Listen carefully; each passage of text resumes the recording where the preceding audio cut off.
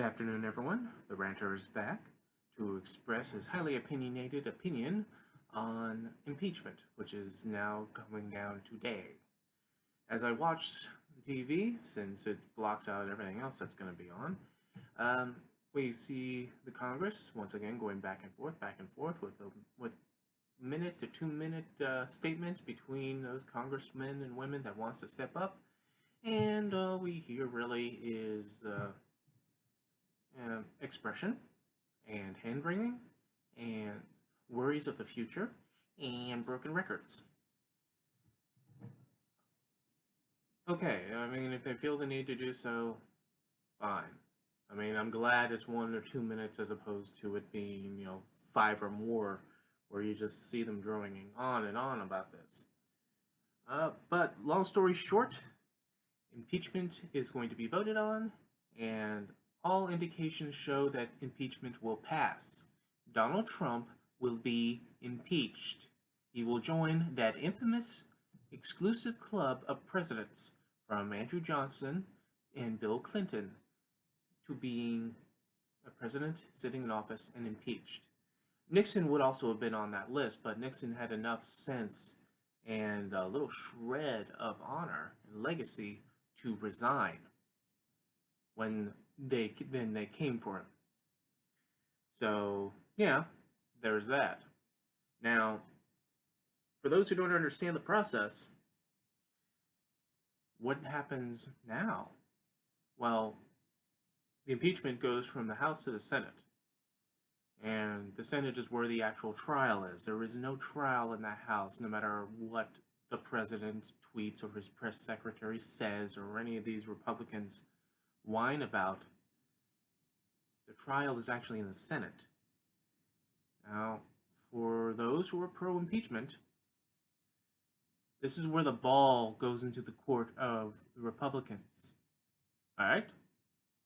So, is there a chance, somehow, magically, that there will be enough votes to remove this president from office? No? Not really. Is there a chance? There's always a chance. There's always a chance for anything. The likelihood? No, there isn't. So, as I'm going to entitle this, Impeachment and Everything After, what comes after? That should be the concern. That should be what we should be discussing about. Is what will we do afterwards? Because we get kind of a feeling as to what's going to happen once he is acquitted. President Trump is going to crow about it. He's going to take his victory lap. He's going to bring this up in every rally. He's going to bring this up every time he's in front of the camera. Alright? His Republican allies will try to do the same thing in order to make sure they secure their seats in the coming election, and by pandering to the Trump base. And they will hope that the Democrats and independents and those never Trump Republicans will be so demoralized here in December, or when they do their trial in January, that they're just going to be unable to bring themselves to go into the election with any energy, and therefore Trump will get reelected. That is not a certainty. Some of those actions will be certain. Trump's behavior, certain. Republicans trying to mimic that, certain. Yes. But in the grand scheme of things, from January into November of 2020, a lot of things can happen.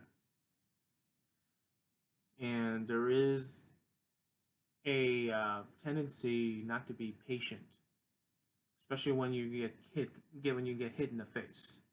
And this acquittal is going to hit people in the face, those who are not expecting the inevitable to happen. Now,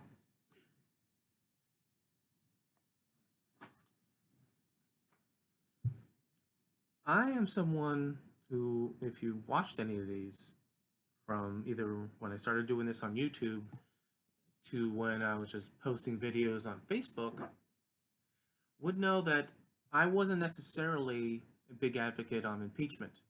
Not that they didn't deserve it. Not that the stuff that they bring up here from the Ukrainian call is not valid. It's as valid as lying upon a sexual encounter you had with an intern. So, getting a little foreplay from an intern, that's impeachable, but going through the machinations of trying to get a foreign power to investigate a political rival is not. Yeah, that's bullshit. So, nonetheless, though, I understand impeachment. I understand that it is the right thing to do for the House to do. This is their Article 1. Whether it succeeds or not, that does not matter in this grand scheme of things. It is the right thing to do. This will go into their history books. You know, in the short term, history books are written by the winners. But then, over time, then the true historians come out of hiding, and then they actually go retrospective, and they go into the facts, and then they go, oh, yeah, that's not exactly how that thing's happened. So, there we are with that. But I didn't necessarily wanted him to be impeached and removed. And I'll go into reasons why with that. I wanted him beaten in the election. And I want my presidential candidates, who unfortunately right now still look as solid and as inspiring as milquetoast, I want them to also express that, yeah, I understand that the House is going through impeachment and is the right thing to do, but I don't want him impeached. I want to personally beat him in the polls.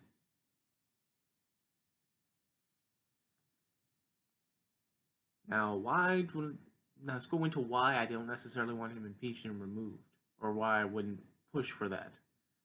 I mean, you have to support what you have to support now, but in the retrospect of why I didn't want to do that, um, there is an undeniable stigma when it comes to this kind of removal of office. You can go and say that this is the right thing to do. Yeah, it is. But not everyone is going to go with that. There is something unseemly upon, removing somebody right out of the office, regardless of you believe the facts or not, and the ambiguity towards it. Had it been something that was bipartisan, or at least a little bit more bipartisan, then you could probably sell the righteousness of it, which there is. But since this is more party line than anything else, I don't necessarily think that that stigma will go away with that. Especially in this partisan environment of us versus them, all or nothing, my way or the highway, bullshit.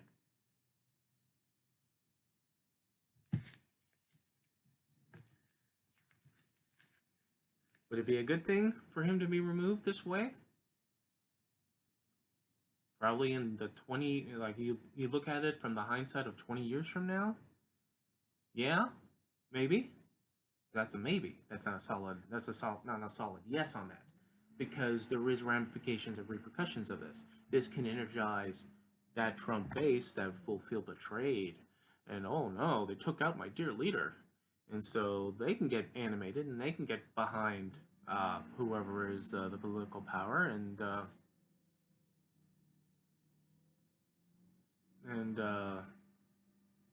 repercussions of that, the ripple effect, is still kind of up in the air, and that might not also not that might not lead to violence, but certain people are going out there and being rather loud about that idea. Why I want him beaten in the election more than I want him being impeached and removed is that it's not only just about Trump. It's about the environment that Trump was a symptom of, that you beat him outright in the election. You not only beat him, but you beat that immature, pathetic philosophy that somehow allowed him to win. We have more than just Trump involved in this. The Republicans that protect Trump from the House to the Senate have also committed tactics that are considered Trumpy. I mean, the civility of our time is nearly non-existent. I am surprised that as I watch this, and I watch this civil back and forth of minutes of testimony or expression, let's say, these congressmen and women from Democrats to Republicans, is so civil. Given the rhetoric that we hear from this president, the rhetoric that we hear from his allies, and on the flip side, the rhetoric that we hear from Democrats who are also not very helpful when they're loose-lipped talking about impeachment. Impeachment is supposed to be the last straw. It is supposed to be part of the checks and balances of our system. So when someone complains that they don't win an impeachment now, they might impeach him later, that can happen. Just because a president gets away doing wrongdoing doesn't mean he's immune from the wrongdoings that he could do in the future. And not to put too fine a point on it, when you listen to the rhetoric of those protecting the president, talking about there's no first-hand information, there is no evidence, there's no this, there's that, they exclude the fact that those people who have first-hand information was being compelled, told not to testify, that defy subpoenas. Don McGahn, Mick Mulvaney, Mike Pompeo, Rudy Giuliani. People who are first-hand involved in this are the ones that could have the vital information, perhaps, or even exonerate the president, perhaps. Unfortunately, they're not allowed to testify because Trump doesn't want them to testify. What would the innocent person be hiding? Why wouldn't he want these people up there on there? Why doesn't he himself sit down under oath and testify? He did nothing wrong. It was a perfect call. There was no quid pro quo. You know, there's a theory called Occam's razor. And to try to express this sort of simplistically, because, I'm usually simple. What it basically means that, when all things being equal, the simple answer, the obvious answer, is the answer. Now, anyone can correct me on that, but that is my view on that. So what is more simple and more direct? That a president is being railroaded through the Congress over a call that we only heard about through a whistleblower that doesn't have any evidence in the transcript that is offered, that because the process is so unfair and we're not allowed to participate, that when offered you don't participate in, that your Republican allies do these semi-theatrical storming of skiffs and saying that they're not involved, they're not allowed, they're shut out, when 40 of these Republicans are involved in these committees, and they are participating, or they can participate, and they are allowed to look at evidence, and they're allowed to question witnesses. They just don't. They don't show up because they want to show the narrative. They want to stand shoulder to shoulder with those outside saying we're not allowed in, when you know exactly right that you are allowed in, that you're allowed to participate. But you don't. Because you want the image. You want the narrative. Just like your president. The president complained. The president bitched and moaned that, oh, this is not fair, this process is not fair, this is a hoax, blah, blah, blah, blah, blah. You have the means to participate in this, to put your side up. Now, the House vote is not the trial. The Senate is the trial, and the ball is in your court, and you're going to win that one. You will not be removed. But here's the thing. We have seen in the past few days certain Republican senators deciding arrogantly and recklessly to tear away the veneer of civility, to tear away the fallacy of the oath that they're going to take under Chief Justice Roberts when we start the Senate impeachment trial. Two have already come out and said that they're not going to be fair jurors, that they are biased. Lindsey Graham and Mitch McConnell. The third has already come out, but I don't know that person. And over time, we will know these names.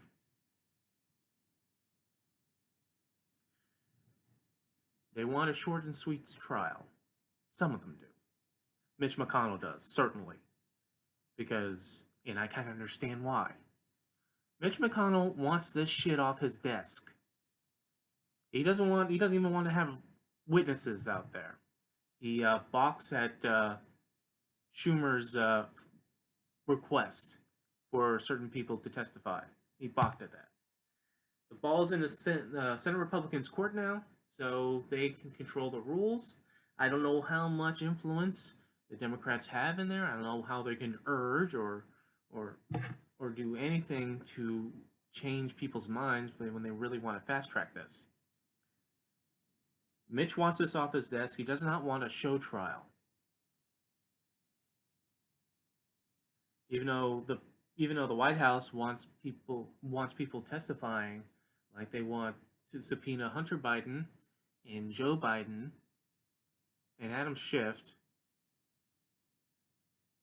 Why?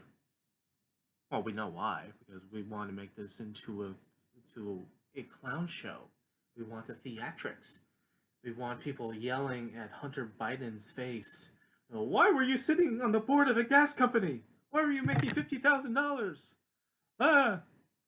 While Sonny Boy, Don Jr., can go and on a hunting trip, shoot and kill a member of an endangered species, and then later on the Mongolian government retroactively gives him a permit, a special permit, a rare special permit, to do so.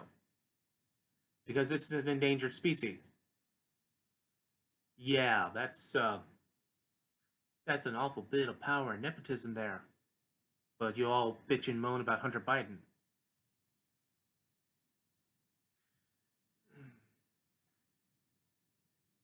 Well, this is all going to be about impeachment. I'm not doing another topic. But Mitch McConnell does not want a show trial. He doesn't want to do all the theatrics. They don't want to pull in Joe Biden. Because the president only thinks in short term. Short term, right now. Don't try to remind him what he said beforehand, because he's not going to remember it. Or how dare you bring up something I said beforehand. It's all about now. And when tomorrow becomes now no longer exists. Don't even bother remembering what he said now. But people as calculating as Mitch McConnell knows that we are a long way from the election. And anything said or done arrogantly, unabashed, and from the public, including his own statements, will be remembered. Lindsey Graham, also, I'm not going to be a fair juror, and he laughs and jokes about this, has already declared that he was not going to read a single bit of evidence or testimony done in the House.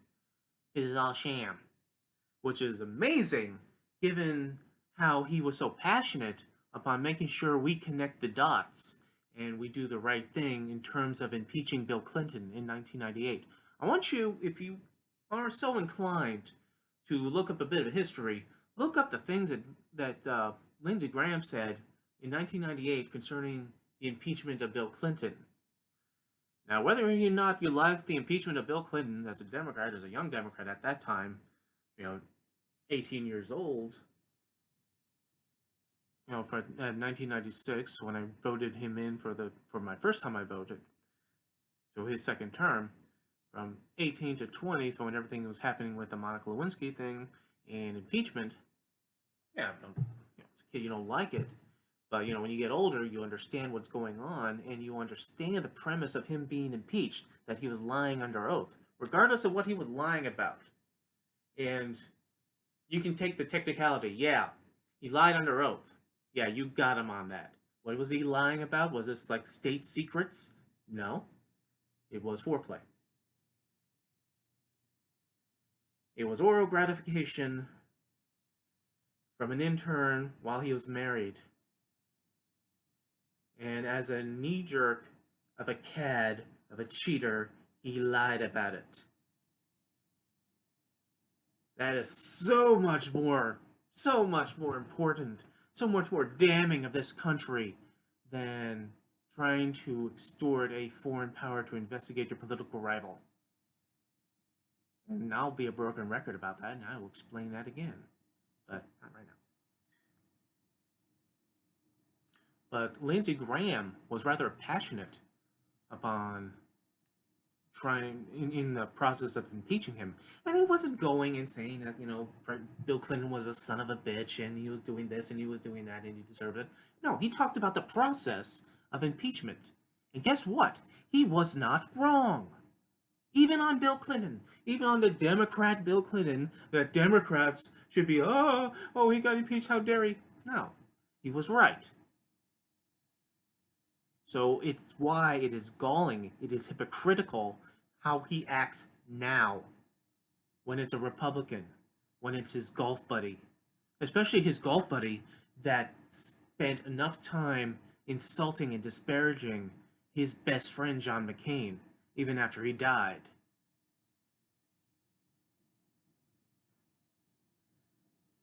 But no, he hitched himself to that star. And he's not going to be an impartial juror, as he says publicly. And he's going to try to kill it quickly in the Senate. He will succeed. I don't know how quick, but, there will be no removal.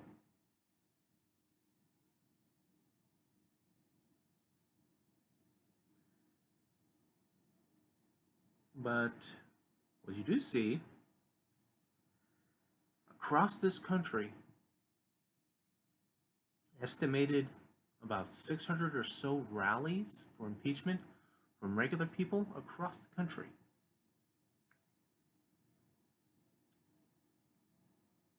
From Maine to Arizona, Virginia to California, all points in between, places in the Midwest, places in the South, places that are Democratic holds, places that are Republican strongholds.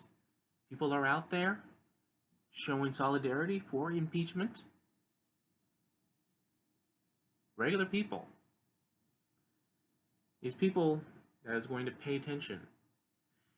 These people who have heard Mitch McConnell's words, who have heard Lindsey Graham's words, heard that they're not going to be fair, that when the oath comes out for the Senate by Chief Justice Roberts saying that you vow to be impartial and you're going to look at the evidence and make the determination after that point, and they say yes when they've clearly just proven that they know they're not going to do that, their minds are all made up.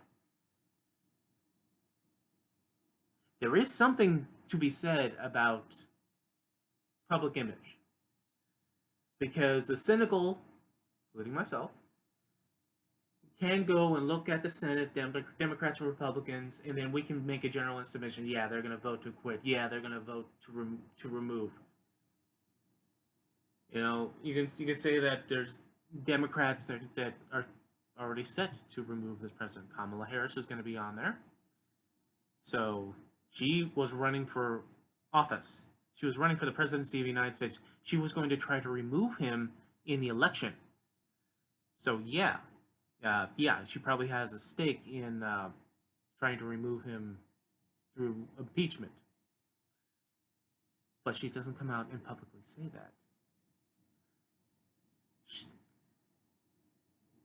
Democrats are trying to be careful with this because there's a long-term thinking on this. There is an angle here that if they're careful enough to do it right, people might be surprised. You're not seeing this as, oh, we're going to remove him. I don't need to see any of that. We don't need to see any witnesses. He's a son of a bitch, and we're just going to remove him. No, you're not seeing anyone say that. Not like you see it on the other side with Mitch and Lindsay. No, that regardless of what you might feel that they're inclined to do, and more than likely are inclined to do, they're not going to say that. They're not going to publicly say that because, again, that trashes the oath on that side, the same as the other side. So yeah, they're going to show that I'm going to do my due diligence. I'm going to look at the evidence. I'm going to weigh the facts, and I will make a determination when the time comes, which is the correct language to be done by any juror, anywhere, in any court case. You don't roll into a court case, political or non, and say, "Well, my mind's already made up. He's guilty. I don't care. Why are we even having a trial?" I used to be I did maybe 10 years ago. I was a juror, and the court was pretty clear on making sure that you understand that you can't come in there and just assume that your preconceived notion is valid or has any weight. You have to look at the evidence and make the determination after. You can't just roll into the jury room going, he's guilty. Why are we even doing any of this? He's guilty. Why are we even arguing about this? No, he's guilty. No, you look at the evidence and you determine whether someone is guilty or innocent. Preconceived notions aside, because there is consequence to what goes on in a court case. The consequence of him being found innocent, there's consequence of him being found guilty. And as a juror, you're a part of that in the determination of where that goes. You can take it as seriously as a, traffic violation or murder.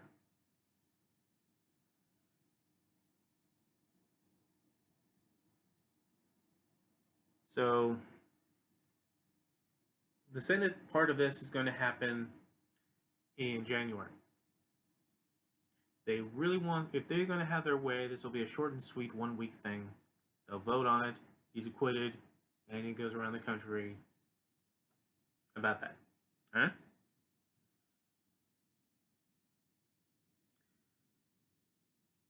But as I said, everything else that people think is certain, like the demoralizing, people are just going to stay home and not vote. People are not going to stay angry. That's not certain. There's no certainty of that at all.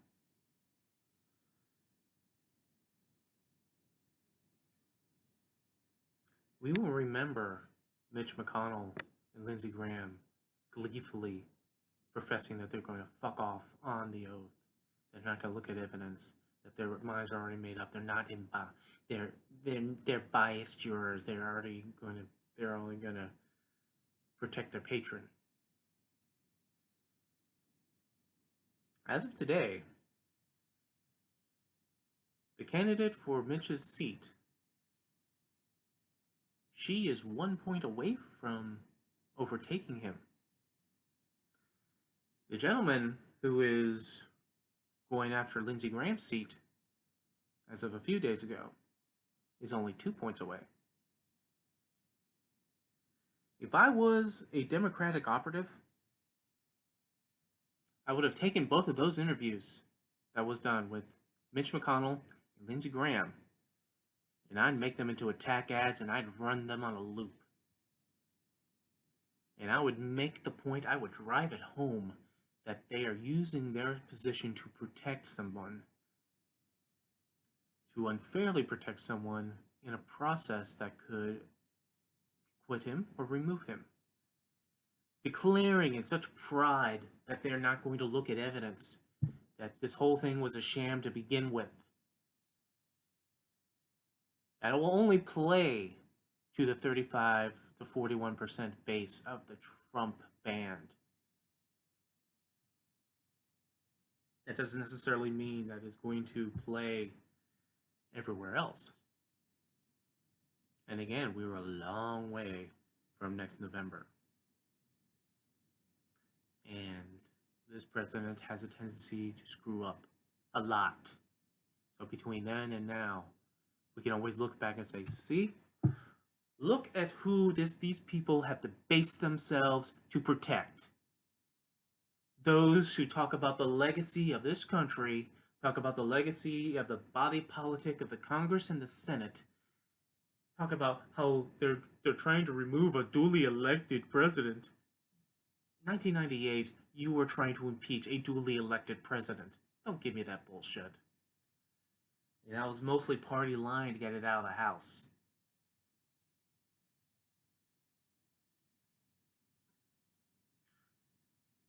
Their statements will be remembered. Their naked bias will be remembered. Anything negative that is done after this impeachment will be remembered and will be placed on the Republicans that go and protect him. Think of why so many congressional Republicans are retiring before the election. I mean, there is a number of them that have left, that were going to be leaving out of Texas. So much so that people were calling this retiring exodus a Texit, like Brexit.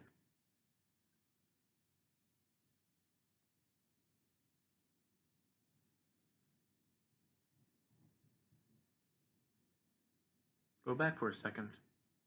So why I wanted him beaten in the election. And go back to the need of that. People ask, because I am such a Trump opposite that opposes him so much. You know, what am I going to do if he becomes president again? If he gets a second term? Are you going to do this? You going to do that? Am I going to declare I'm going to leave this country? No. No. Not at all. He wins second term, he wins second term. And as I did in the first term, I will be back in the trenches. I will remind you of every sin, every wrongdoing he does, that he will do. Think of this. Think of how all this is going about at this particular period of the impeachment. We're here because a whistleblower blew the whistle on his July 25th call with Zelensky.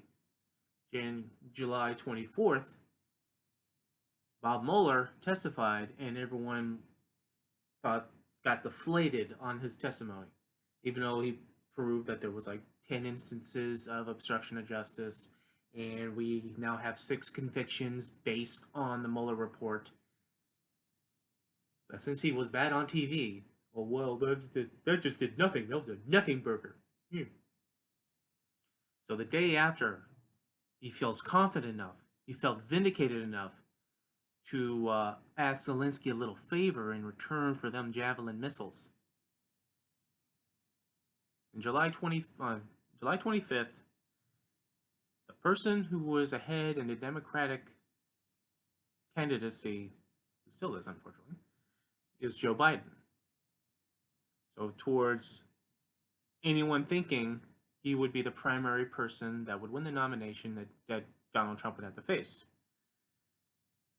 People laugh, at his debate performances. Is that how could anyone think that Joe Biden can even beat this guy? Um, Hillary Clinton ran circles around Donald Trump in at least two of those debates. She knew what the fuck she was talking about. Him looming behind her in that one, putting out the Clinton accusers, the little fucking cheap trick that was. That aside, he didn't win the presidency because of his debate performance.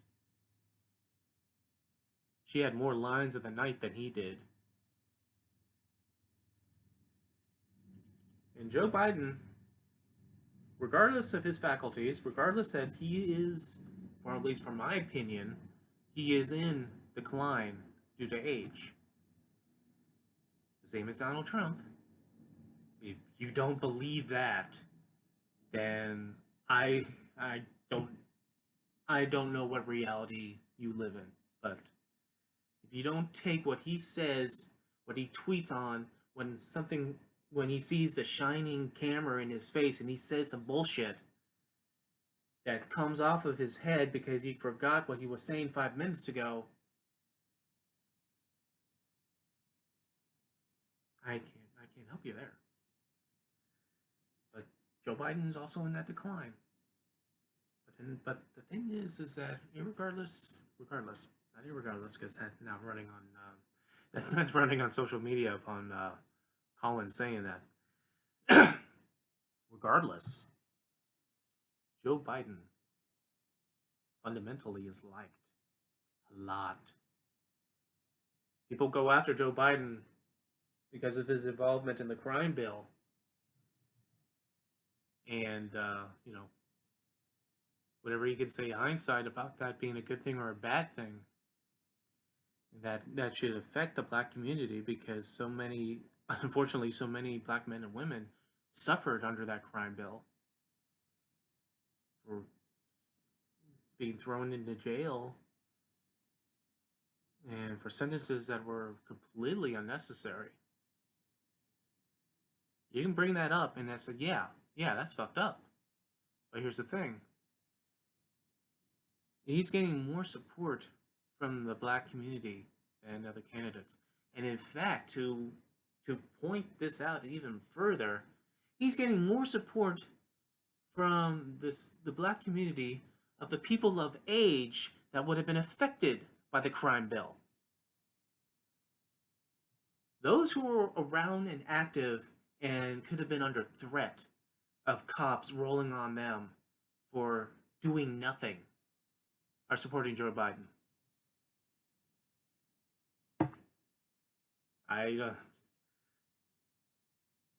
am not going to sit here and assume I know why.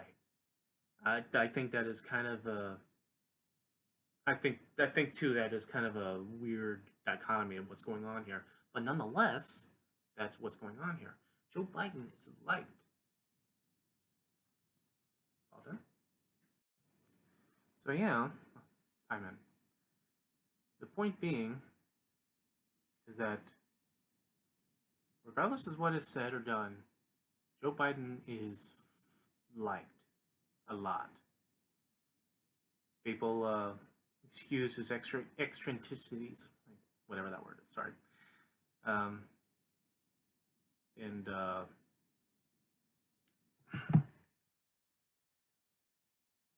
they go from his, go from the flaws. They look back at his record for the last 35 years, and nonetheless, he's still going to go in and he's going to be beloved. Trump does not have that. Outside of his rabid fan base, he does not have that. So if Trump beats up on Joe Biden at a debate, I don't see the positive for Trump in that. So, yeah, that's kind of up in the air. But that's who was at the head on July 25th. And since Trump felt so emboldened after the Mueller report fizzled, that he went and did this.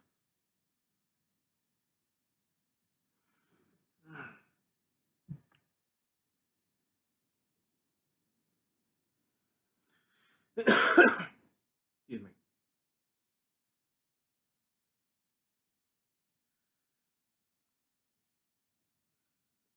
Basically, what we're going to see is that he's going to get impeached today. He'll be acquitted by January. He will do his victory lap. We'll see how that stretches out from January on up, but he's going to mess up, as he always does.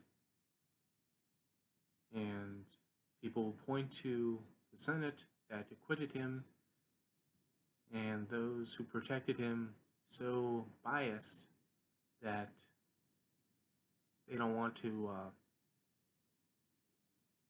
they don't want to look at evidence. They don't want to show at all that they are deliberating anything. So they will also get blamed for this. And that can be the driving force. Not only to take down someone via the election, take down President Trump, and install through our votes whoever the Democratic nominee is, but also those who so debase themselves, so go against the very words that they said years ago when another president was impeached. They themselves are also vulnerable and on the block. But it's all about perspectives. It's all about the patience, the long-term thinking, and the play in this.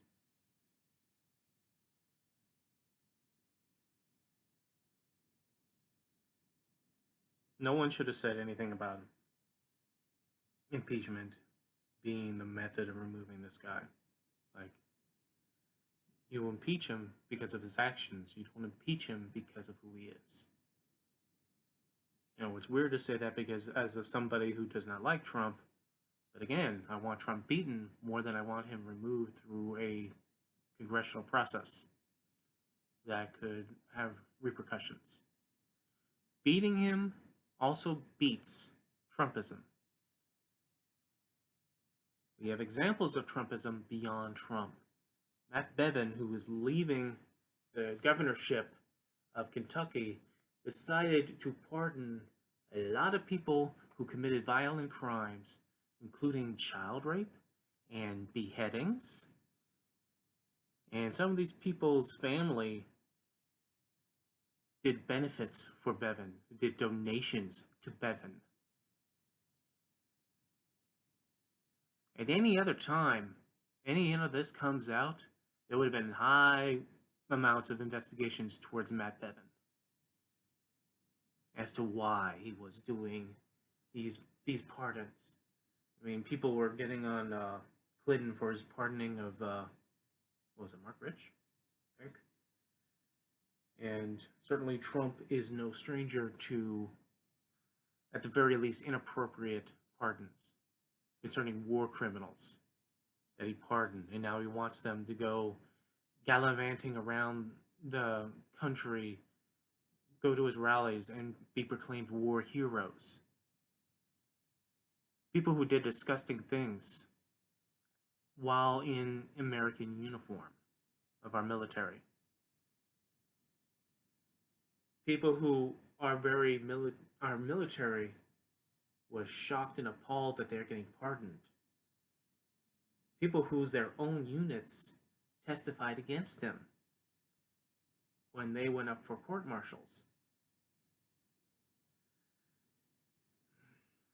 So,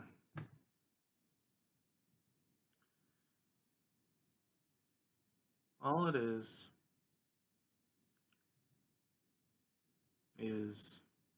you get through this day and he's impeached. What comes after It depends on us. Are you going to get demoralized that he does not get removed? Are you just going to tune out because Trump is going to do his unvindicated victory lap in front of his cheering crowd? Are you going to gloss over that we've just had nationwide collection of rallies promoting impeachment?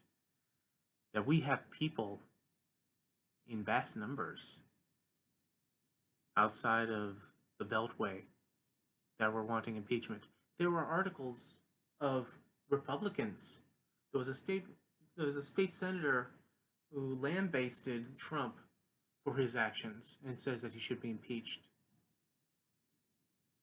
This isn't as much as the narrative is saying that this is some rabid radical left going after Trump for anything at all. There are people who understand what he's doing is wrong. From us regular folk who are not in office to state level Democrats and Republicans to people in the Congress and the Senate to people who held executive office. Tom Ridge, our first Homeland Security Director, said he was disturbed by his call with Ukraine and he was not going to support him in 2020. You know, he doesn't have to come out and say that he should be impeached and removed, but saying that as someone who is an established name in the Republican Party, that should give anybody pause. That maybe, just maybe, it was not a perfect call.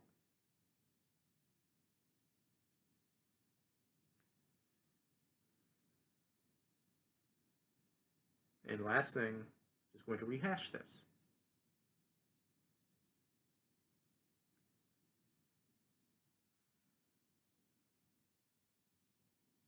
We would not know about this call or any of these machinations without the whistleblower. Whistleblower came out. Trump tried to retaliate by giving out the transcript, saying that it was a perfect call when it was anything but.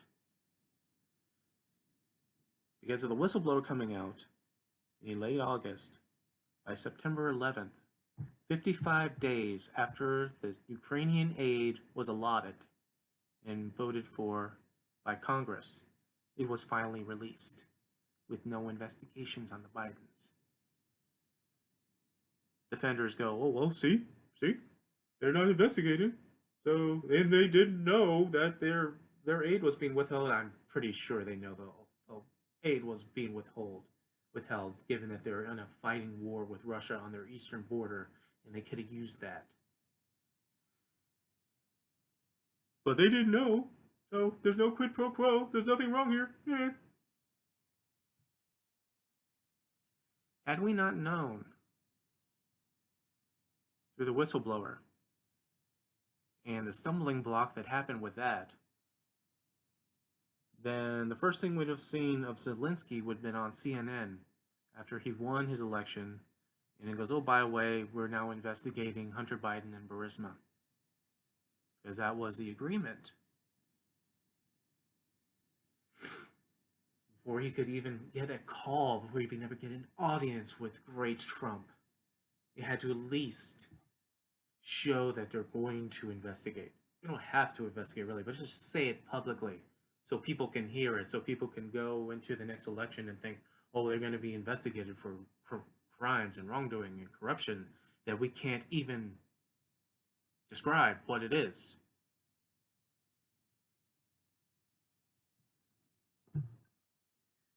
And for those who argue, wrongdoing is wrongdoing, no matter what tone it is, and people should investigate the Bidens, Prosecutor General of Ukraine cleared Hunter Biden of any wrongdoing. And regardless of the Obama administration kind of queasiness of Hunter Biden being on this board, all they were worrying about was the appearance of impropriety and the appearance of nepotism. Because of him using the Biden name to get on this board where he doesn't really have experience with the gas company. Though it kind of shows that he has experience on the corporate side of just business.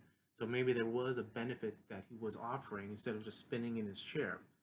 And despite how people wanted to describe Hunter Biden of what his inexperiences, and sometimes they kind of translate that to age, Hunter Biden was within his 40s when he got on here, when he got in Burisma. He was a man. Joe Biden does not need to be responsible for what his grown ass son does. Same can be said of Donald Trump is not responsible for what his grown ass children do if they do wrong or they do whatever. But the deal though is that the caveat of that is that there is no Biden corporation, there is no Biden trust fund, there is no, you know, Biden-esque anything, while Trump and his children, no matter what the children does, always goes back to Trump, be it in name or in business.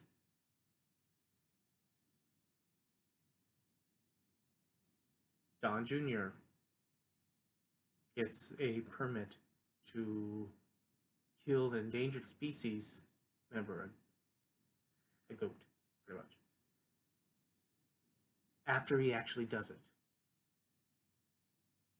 I dearly wonder what the crime and what the punishment is in Mongolia in killing a member of an endangered species on a hunt.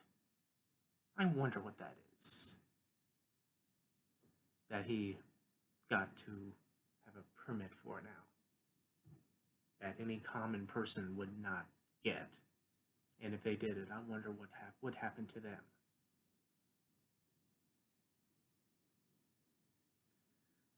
Donald Trump just going after corruption. He's going after corruption. We go through a timeline. We can piece together a timeline of all this. We find out through an advocacy group, pronounced today, through the Freedom of Information Act, a bunch of material coming out of the State Department that Rudy Giuliani was in calls with Mike Pompeo at the time he was smearing the ambassador to Ukraine. He wanted her out of the way in order to do his investigations on the Bidens. Now, when I say that, I'm not saying that because I'm assuming that I'm connecting dots here. Rudy Giuliani said it. So he smeared and compelled the Trump White House to remove an ambassador of Ukraine who's done nothing but serve our country and serve our interests while at the same time assisting as an ambassador to Ukraine. And why? Because she might oppose the prospects of Rudy Giuliani trying to dig up dirt on the Bidens or manufacture dirt on the Bidens. He might have a problem with that. That he's doing this as the behest of a president of the United States to go after a political rival using foreign influence. How nutty, how dare she? Of course she has to get removed. That was 2018. We get the signals through the various people that testify that Ukraine wasn't even going to get an audience or a call or a visit with Donald Trump until they agree to some form of investigation with Burisma and the Bidens. To the point where, according to this testimony, sworn under oath, because some of you made that a sticking point, that they didn't necessarily need to actually do the investigation, just say that they were going to investigate. Now, what would possibly be the benefit of that in the image of justice, image of going after corruption? Because then you can take that stigma hanging around Biden's neck throughout the year to the next election. So that could be easily tweeted about and so forth. We talked about at rallies how he went after a prosecutor because of his son, a prosecutor that wasn't even actively investigating Burisma or his son. That the time frames don't match up, but when he was removed. And then when he was removed in 2015, not only at the influence of Biden, at the influence of our aid to them in exchange, but because of the international community that wanted him gone, the European Union that wanted him gone, and yeah, Ukrainians wanted him gone. So throughout all that influence, for this prosecutor who was soft on corruption and was sympathetic to the goals of Russia, yeah, they had a parliamentary vote and they removed him.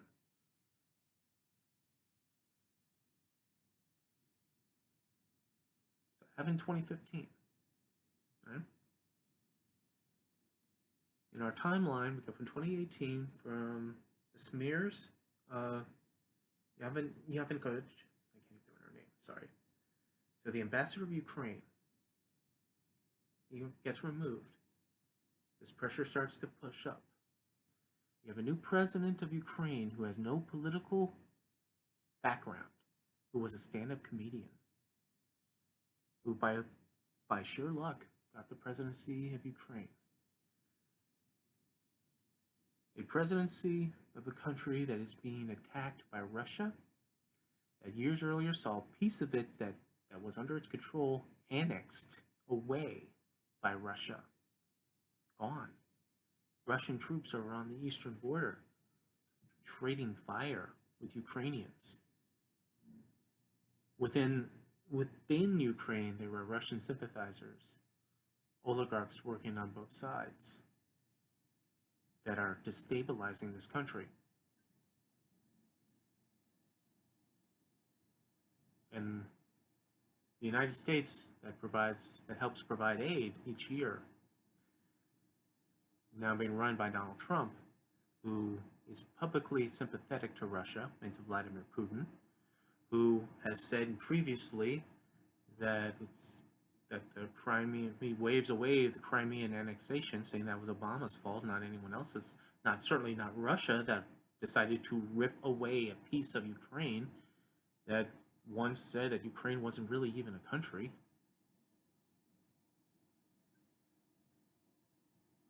That before there was even a call to congratulate Zelensky on his presidency, that Zelensky had to commit to at least saying that there's an investigation on the Bidens.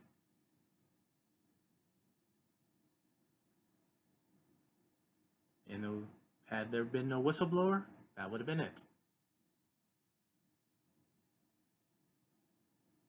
So when Zelensky had gotten to that call and Donald Trump did, well, we'd like you to do us a favor though, and we go right into CrowdStrike and Biden's. Well, it's very terrible what happened to Biden's side venture, by the way, bringing up CrowdStrike. Nice, lovely conspiracy theory. Yeah, that's adorable. CrowdStrike is based out of Sunnyvale, California. It has nothing to do with Ukraine. And a person that runs it, who is a Russian descendant, was left Russia in the when they were in their teens. It has nothing to do with Ukraine. So adding that to this call is just conspiracy theory bullshit. So yeah, there's that. But I've said this in multiple videos, I'll say it again, I don't blame Zelensky for saying that the call was fine, that he didn't feel any pressure. Because as a president of a country being attacked by and being squeezed, and the aid that he was getting from us is coming from a guy who is sympathetic to Russia, yeah, I would try to protect my people and say whatever I can to get the aid. He's not doing anything wrong. Before the fact or after the fact. Like any person that suffers under a protection racket, he's not going to tell the cops directly that something is wrong. Alright? But so we're getting towards an hour here. For those who still don't think impeachment was necessary, this whole Ukrainian thing wasn't necessary, and all that, I will leave you with this other piece of this timeline. Okay?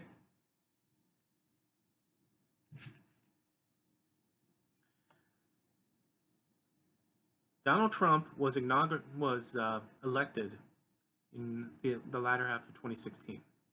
Inaugurated in 2017, so therefore he was fully president by January 2017. 2017. Did Donald Trump worry about Ukrainian corruption and withhold aid?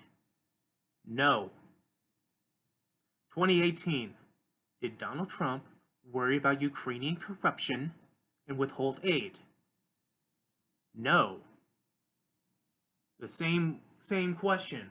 Did Donald Trump worry about Hunter Biden and Burisma in 2017? No. 2018. Did Donald Trump worry about Hunter Biden and Burisma in 2018? No.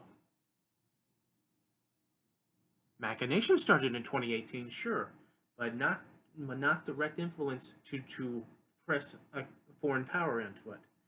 Now, 2019 rolls around. We have a newly elected president of Ukraine who is inexperienced in politics, who is having his country attacked, and the aid that he's getting is coming from a person who is sympathetic to those that are attacking him. Being squeezed.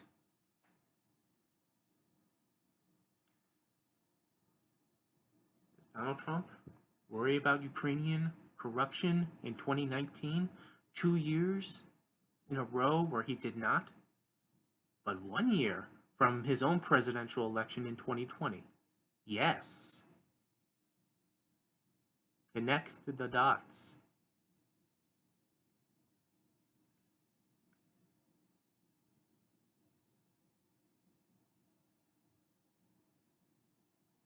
I don't know what else there is to explain about this. Oh, there's another thing to explain about this. Let's go into that. I mentioned this before, and I'm going to mention this again. There are official channels that countries go through when they want to conduct investigations between states. A president can call for an investigation in another country, can ask for it, request it. That is above board. That is fine. But there are specific channels, official channels, that can go through, involving the State Department, that diplomats working with other diplomats, working with their departments of justice and whatever their apparatus is. That is legal, above board, completely appropriate. And yeah, Mulvaney presidents do that all the time. There would be nothing wrong with that. Donald Trump did not do that. And we know that because of the transcript of his perfect call. He wanted Zelensky to talk to Rudy and talk to William Barr, his personal lawyer that has nothing to do with the State Department and really has nothing to do with the White House. And Attorney General Barr, who is so Roy Cohnish, he is not even an Attorney General, really. Because with the Attorney General gallivanting around the world trying to dig up dirt on the FBI and our own intelligence community who dare suggest confidently, and whom the Senate Republican Intel Committee confirms that Russia was involved in interference in 2016, they had to get investigated, according to Barr. You know, I am so glad that the United States is completely crime-free, that we don't need an attorney general to be in country and to conduct business of justice in our country so he can go wandering around the world to Italy and to Australia. See, that's one of these sticking points of this call. Trump didn't want them to go through official channels. Even after they removed the ambassador to Ukraine and had Gordon Sondland, who was an ambassador to the EU, where Ukraine is not even a member of the EU, who only got his position because he gave $1 million to the Trump campaign. So this was a favor giving back, quid pro quo. They get him to get involved in this Ukraine nonsense with Burisma they didn't give a shit about for 2 years beforehand.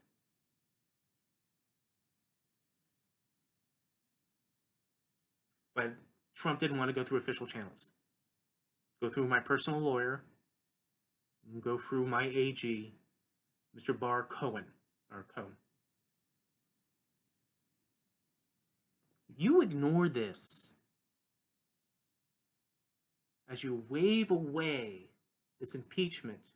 You wave away anything Trump does. Then you're just part of the narrative. If you do not want to give serious thought to this, even to the point of truly debunking it, because the waving away of this stuff, that does not matter. Or just saying that, Biden is worse or Biden is doing the same thing, and you don't explain, you don't elaborate why. There is no real evidence of anything wrongdoing in terms of Biden and the prosecutor in Burisma or Hunter Biden. And if Giuliani came back with this magical evidence, and he still refuses to testify towards Congress. He's getting invited to testify in the Senate by Lindsey, but a lot of people are going, no, we don't want him on the stand. We don't want him swearing under oath. We don't want him having to face the firing squad of those Democratic senators that will be there and will be asking questions. They don't want any of that. You wave that all away. You that, like you do with impeachment. Then are you really serious about any of this? Does this really matter? I mean, I have people, I guess, kind of worried on why I press on Trump so much, that I post article after article, I give my opinion. So many things are going on in the world. All this matters. This is impeachable. This is abuse of power. Him not allowing, at the very act of him not wanting Mick Mulvaney, Mike Pompeo, Rudy Giuliani, John Bolton, want any of these people to testify, even though they could exonerate him right now through testimony. He doesn't want any of that. That's obstruction of justice. That's obstruction of Congress. You complain about there's no first-hand information. They have the first-hand information, and they're not allowed to testify. But instead of you acknowledging that, you go, oh, well, there's no first-hand information. Oh, well, that's what. That is the Doc Hollywood scene where the old lady comes in with her glasses, tells the doc, Doc, I'm seeing spots. And the doc takes off the glasses, wipes them clean, put them back on her head, and she goes, I'm cured. That's what you're doing. You're not really addressing the problem. You're just going to wipe it away when the solution is there. 55 days withheld this aid to Ukraine. There's the problem. There's the spots in the glasses. Whistleblower cleans off the glasses.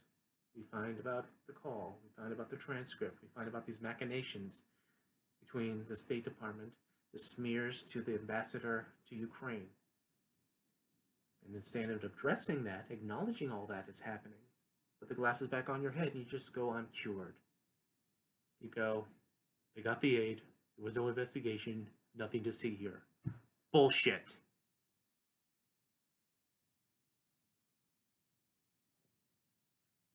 I leave you with this. Again, we can never go back to the way things were. Not positively or negatively.